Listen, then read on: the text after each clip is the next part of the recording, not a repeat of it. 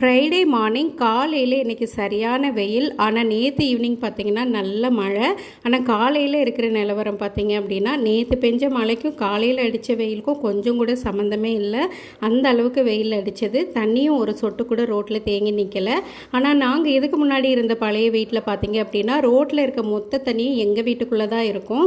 அந்த அளவுக்கு கஷ்ட காலங்களெல்லாம் கடந்து வந்துட்டோம். இப்போ இருக்கிற வீட்டில் பார்த்திங்கன்னா நாங்கள் ஃபஸ்ட் ஃப்ளோரில் தான் இருக்கோம். அது மட்டும் இல்லாமல் ரோட்லேயும் தண்ணி இல்லை. அந்த ஒரு திருப்தி தான்.